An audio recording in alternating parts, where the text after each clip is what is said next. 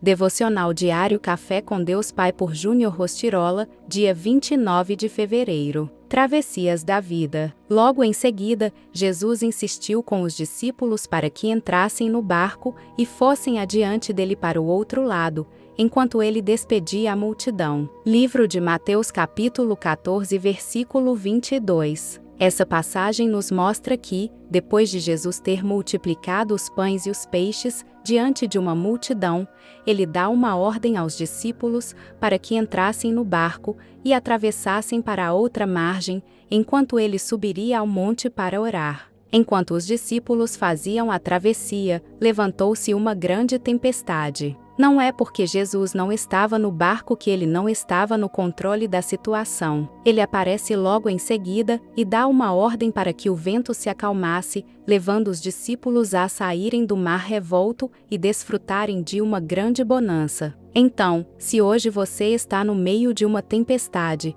se as circunstâncias à sua volta têm trazido medo e pavor, acalme seu coração. Entenda que não é porque você está no meio de uma tempestade que Jesus não está no controle. Eu quero que você se sinta encorajado hoje. Mesmo que a tempestade esteja no seu ápice, isso não quer dizer que Jesus saiu de cena. Assim como o Senhor foi em direção aos discípulos naquele dia, não os deixando desamparados, Ele não vai desamparar você. Ele agirá no momento certo. Durante muitos anos, me vi como numa grande tempestade, sem esperança de que chegaria o tempo da bonança, mas o Senhor foi fiel comigo, cuidou de mim e direcionou para que eu chegasse à outra margem e seguisse minha jornada. Assim também pode acontecer com você, bastando que confie que o Senhor não perdeu o controle e que tudo coopera para você viver um grande milagre. Jesus está em busca de homens e mulheres capazes de dormir em meio à tempestade. Creia, Ele está no controle. Frase do dia: seja qual for a tempestade da vida, viva com a certeza de que Jesus está no controle. Leitura bíblica, livro de Marcos capítulo 5. Palavra-chave: descansar. Marcos capítulo 5. E chegaram ao outro lado do mar, a província dos Gadarenos. E, saindo ele do barco, lhe saiu logo ao seu encontro, dos sepulcros, um homem com espírito imundo, o qual tinha a sua morada nos sepulcros, e nem ainda com cadeias o podia alguém prender. Porque, tendo sido muitas vezes preso com grilhões e cadeias, as cadeias foram por ele feitas em pedaços, e os grilhões em migalhas, e ninguém o podia amansar. E andava sempre, de dia e de noite, clamando pelos montes, e pelos sepulcros, e ferindo-se com pedras. E, quando viu Jesus ao longe, correu e adorou-o. E, clamando com grande voz, disse: Que tenho eu contigo, Jesus, Filho do Deus Altíssimo? Conjuro-te por Deus que não me atormentes. Porque lhe dizia: Sai deste homem, espírito imundo. E perguntou-lhe: Qual é o teu nome? E lhe respondeu, dizendo: Legião é o meu nome, porque somos muitos. E rogava-lhe muito que os não enviasse para fora daquela província. E andava ali pastando no monte uma grande manada de porcos. E todos aqueles demônios lhe rogaram, dizendo: Manda-nos para aqueles porcos, para que entremos neles. E Jesus logo lhe o permitiu. E, saindo aqueles espíritos imundos, entraram nos porcos. E a manada se precipitou por um despenhadeiro no mar, eram quase 2.000, e afogaram-se no mar.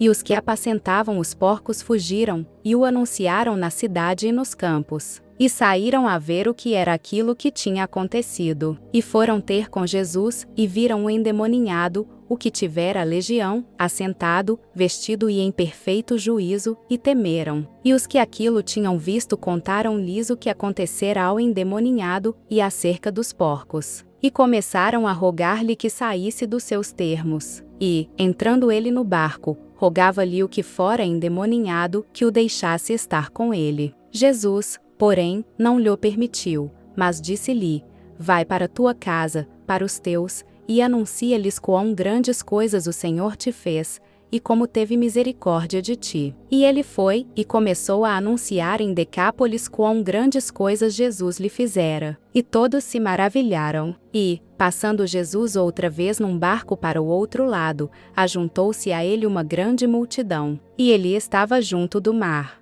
E eis que chegou um dos principais da sinagoga, por nome Jairo, e, vendo-o, prostrou-se aos seus pés, e rogava-lhe muito, dizendo: Minha filha está à morte. Rogo-te que venhas e lhe imponhas as mãos, para que cea e viva. E foi com ele, e seguia uma grande multidão, que o apertava. E certa mulher que, havia 12 anos, tinha um fluxo de sangue, e que havia padecido muito com muitos médicos, e despendido tudo quanto tinha, nada lhe aproveitando isso, antes indo a pior. Ouvindo falar de Jesus, veio por detrás, entre a multidão, e tocou na sua veste. Porque dizia: Se tão somente tocar nas suas vestes, sararei. E logo se lhe secou a fonte do seu sangue, e sentiu no seu corpo estar já curada daquele mal. E logo Jesus, conhecendo que poder de si mesmo saíra, voltou-se para a multidão, e disse: Quem tocou nas minhas vestes? E disseram-lhe os seus discípulos: